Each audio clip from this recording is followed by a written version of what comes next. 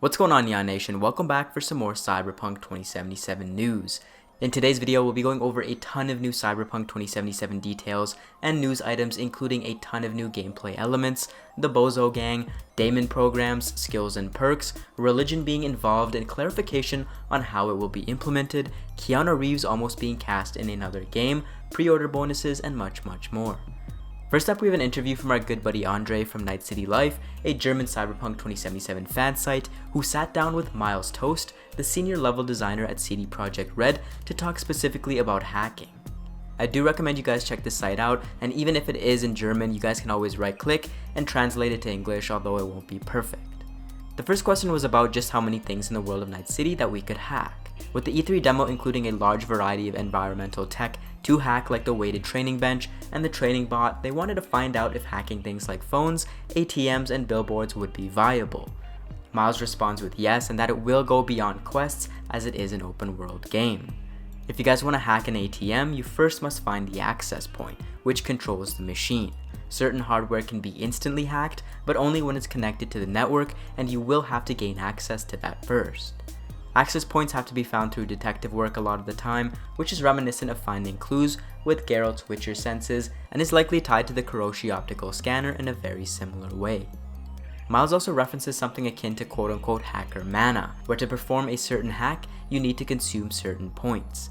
The example mentioned in the article was that it could be 1 point to access the camera as a whole, and another point to put it into friendly mode. Miles mentions that the amount of points available to you is tied to your Cyberdeck. Miles recalls the points being called memory, but that is subject to change. In the demos we've seen so far, the Hydra seems to be the model of Cyberdeck that we use. While lethal and non-lethal hacks are part of the game, they are all tied to specific programs called Daemons, which can be bought and installed into your Cyberdeck. You can install up to 4 of them, and each has different manipulations through hacking, like making the enemy fire their own weapon or open the pin on their own grenade. You will be able to prepare for missions by picking which daemons you want to equip, but you won't be able to change it on the fly, which adds in an element of pre-planning and prep before stepping into a quest.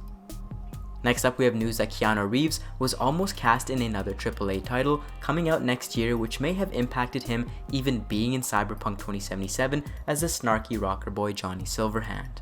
During San Diego Comic-Con, Hideo Kojima, the creator of the PlayStation title Death Stranding, spoke on how he was recommended Keanu Reeves for one of the main roles in the game, but instead Kojima decided to go with Mads Mikkelsen since he really wanted him.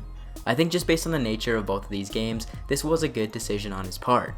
Mads has a more sinister look to him, and Keanu has a pedigree of being the main man in many cyberpunk or styled works.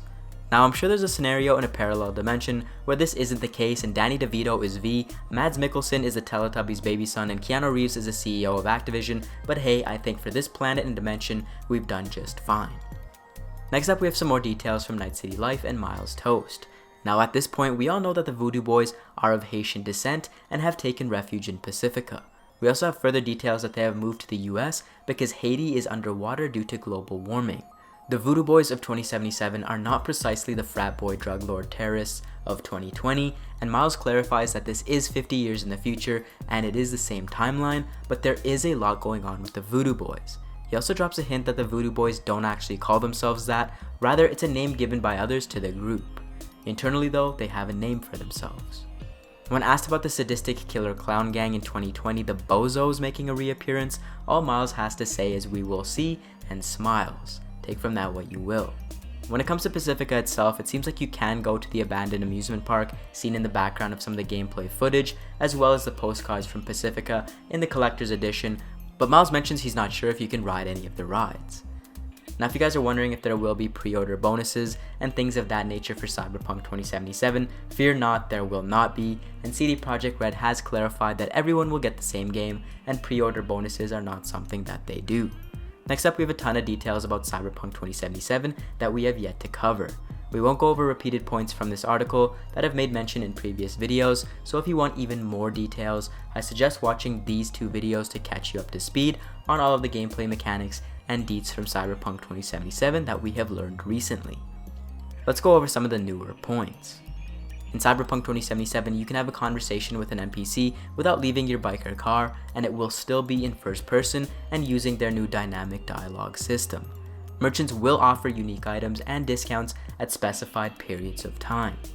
V can use a glass bottle to shatter on the skull of an opponent, which results in a bloody visual effect. You can also use the now broken bottle to impale other enemies.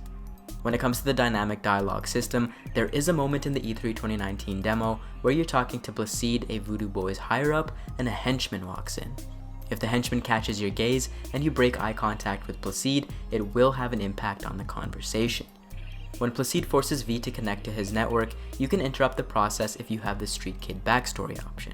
When you're fighting the animal's boss, the Sasquatch, there are interactive objects, and the boss can use these items to protect a weak spot on her back. In 2077, each attribute and skill goes up to level 10, and there are 60 perks as well. You can combine skills with drugs like slow-mo during hacking to give you more time to react. There was a fight in the demo where you could use Kerenzikov before getting hacked to have more time to fend off your attacker. In the demo, V is level 18 and his street cred is 12. Brigitte, the leader of the Voodoo Boys, was level 45. If you take a driver out of his car to rob him and there's a gang or police around you, it's not going to be pretty. Next up, we have some brief new details about Jackie Wells, our Hispanic companion we've come to love from the 2018 demo and 2019 CGI trailer. This is via a new cosplay guide where his bio is as follows. As a teenager, Jackie joined the Valentinos gang, but ditched it after a few years when his mother found out. He always wanted to be his own master, so eventually settled on a career as a mercenary. Friendship, loyalty, and family ties are what drives him. To Jackie, blood is always thicker than water. He's a rock-solid, composed professional who respects other mercs. Eventually, he wants to provide for his own family and live in luxury, but he's getting impatient because this is still just an elusive dream.